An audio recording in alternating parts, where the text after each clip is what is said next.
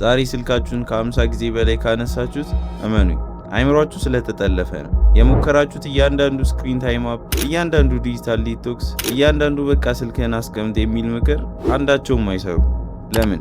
ምክንያቱም ሁሉም የተሳሳተው ነገር ላይ ነው ያተኮሩት። እስኪ እውነተኛውን ነገር ልንገራችሁ። ስልካችሁን ስክሮል ስታደርጉ በአይምሮአችሁ ውስጥ የሚፈጠረውን ነገር ሲሊከን ቫሊ በቢሊዮን የሚቆጠር ዶላር ኢንቨስት አድርጎበታል። እና አንዴ ከተረዳችሁት በኋላ ነገሮችን በተለየ መንገድ ማየት ትጀምራላችሁ። ይሄ በኒውሮ ሳይንስ ላይ የተመሰረተው የ7 ቀን ፕሮቶኮል ነው። ሱስ የሚያስይዘውን አዙሪት ሙሉ ለሙሉ የምትሰብሩበት። አብዛኛው የሚያስበው የስልክ ሱስ የመንፈስ ጥንካሬ ወይም ራስን የመቆጣጠር ችግር ነው ብለው ያስባሉ። ከስሜት በላይ ጠንካራ ሁን ይላሉ። እና ሁሌ ዓመቱ መጀመሪያ ላይ በሚሊዮን የሚቆጠሩ ሰዎች የስክሪን ታይም ሊሚት ያደርጋሉ። ቲክቶክ ያጠፋሉ፣ ስልካቸው ሌላ ክፍል አስቀምጠው ይተኛሉ። እና ለጥቂት ቀናት ይሰራል። አሪፍ ስሜት ይሰማቸዋል፣ ፕሮዳክቲቭ እንደሆኑ ይሰማቸዋል፣ በራሳቸው ይኮራሉ። ግን 4ኛው ቀን ላይ ነገሮች ይበላሻሉ። የስክሪን ታይም ሊሚቱ ይጠፋል፣ ያጠፉት አፕ እንደገና ይመለሳል፣ ስልኩ እኩለ ሌሊት ላይ አብሯቸው ይተኛል። ከባዱ ነገር ምን እንደሆነ ታውቃላችሁ? ይህን ስታደርጉት በቃ በድንገት ሳታስቡት ነው የሚሆነው። ይህ ስንፍና አይደለም፣ ይሄ ዶፓሚን ነው። እና እናንተ በማታውቁት ህግ ነው ጨዋታውን እየተጫወተ ያለው። እሺ በትክክል ምን እየተፈጠረ እንደሆነ ላስረዳችሁ።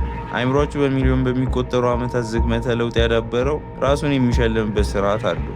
ይህ ስርዓት ዶፓሚን የሚባል ኬሚካል ያመነጫል። ግን ዶፓሚን የሚለቀቀው ሽልማቱን ስታገኙ ሳይሆን ሽልማቱን በመጠበቅ ላይ እያላችሁ ነው። ያንን ነገር የማግኘት ጉጉት፣ ማሳደዱ፣ ቢሆንስ የሚለው ስሜት፣ ይህ ነው የዶፓሚን እንዲለቀቅ የሚያደርገው።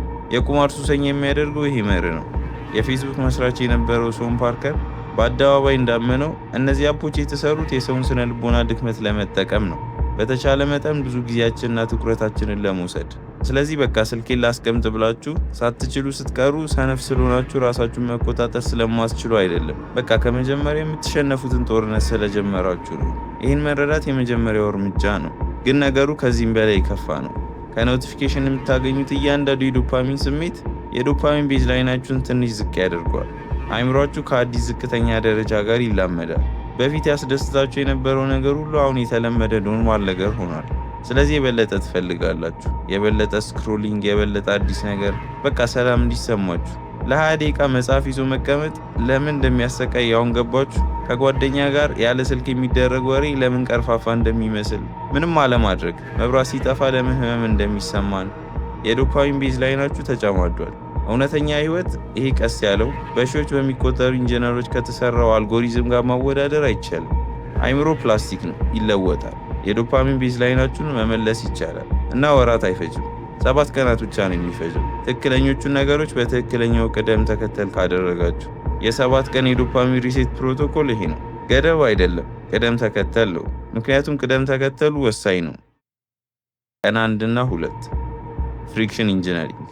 አፕ አታጥፉ፣ በቃ ለማግኘት አስቸጋሪ አድርጓቸው። ሁሉንም ሶሻል ሚዲያ አፖች ከሆም ስክሪን ላይ አንስታችሁ በሌላ ፎልደር ውስጥ ከታችሁ ደብቋቸው። ከሁሉም አፖች ሎግ አውት አድርጉ።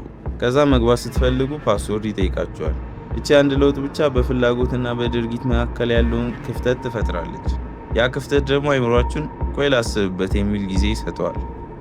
ቀን 3 እና 4 ዶፓሚን ሰብስቲቲዩሽን። ባዶ ቦታን ክፍቱን መተው አይቻልም። አይምሯችን በክፉ ነገር ይሞላዋል። ስለዚህ ሃይ ዶፓሚን ስክሮሊንግን በትንሹ ዝቅ ባለ ዶፓሚን በሚሰጡ ነገር ግን አስደሳች በሆኑ ነገሮች ተኩት። በእግር ጉዞ ላይ ፖድካስት ማዳመጥ፣ በጣም የሚያጓጓ መጽሐፍ ማንበብ፣ ትንሽ ማሰብ የሚፈልግ ጨዋታ መጫወት። ቀን 5 እና 6 ቦርደም ቶሌራንስ ትሬኒንግ። ይህ በጣም ከባዱና ወሳኙ ክፍል ነው። ለ10 ደቂቃ ምንም ሳታደርጉ በጸጥታ ተቀመጡ። በየቀኑ ፖድካስት የለም፣ ሙዚቃ የለም፣ ስልክ የለም። እናንተና ሀሳባችሁ ብቻ። መጀመሪያ ላይ ሊያሳብድ ይችላል፣ ግን አይምሯችሁ ራሱን እያስተካከለ ነው። የራሱን ሽልማት ማመንጨት እንደሚችል እያስታወሰ ነው። ቀን 7 ሪዲዛይን ዩር ኢንቫይሮንመንት። የስልካችሁን ቻርጀር ኪችን አስቀምጡት። እውነተኛ አላርም ክሎክ ግዙ። ሰዓት ለማየት ስልካችሁን እንዳትጠቀሙ። ርካሽ የእጅ ሰዓት እሰሩ። ዋናው ዓላማ ስልካችሁን አስፈላጊ የሚሆንበትን እያንዳንዱ ምክንያት ማስወገድ ነው። ምክንያቱም ፍላጎት ያልቃል፣ አካባቢያችን ግን አያልቅም። ስለዚህ የስልካችሁ ሱስ ለመቀነስ በሞከራችሁ ቁጥር ያልተሳካላችሁ የዲሲፕሊን ችግር ስላለባችሁ አይደለም። ያልተሳካላችሁ የቢሊዮን ዶላር አልጎሪዝምን በትንሽ ሞቲቬሽን ብቻ ለመዋጋት ስለሞከራችሁ ነው። እሱ ደግሞ የማይቻል ጦርነት ነው። ግን አንዴ ከአይምሯችሁ ጋር መዋጋት አቁማችሁ አብሮ መስራት ከጀመራችሁ፣ መሰላቸትን መቻል ከጀመራችሁ እና አካባቢያችሁን ካስተካከላችሁ ስልኩ መጎትጎቱን ያቆማል። እናንተ ጠንካራ ስለሆናችሁ አይደለም፣ አዙሪቱ ስለተዳከመ ነው። 7 ቀናት። አይምሯችሁ እውነተኛ ህይወት ምን እንደሚመስል ማስታወስ ለመጀመር የሚያስፈልገው 7 ቀናት ብቻ ነው። የእውነት ህይወታችሁን ለመቀየርና ይህንን የ7 ቀን ጉዞ ለመጀመር ዝግጁ ከሆናችሁ ከታች ኮሜንት ላይ 7 ብላችሁ ጻፉ እና የዚህም ፕሮቶኮል ስቴፕ ባይ ስቴፕ ጋይድ ፒዲኤፍ ማግኘት ከፈለጋችሁ ከታች ዲስክሪፕሽን ላይ ባለው ሊንክ ቴሌግራም ግሩፓችን ላይ ማግኘት ትችላላችሁ።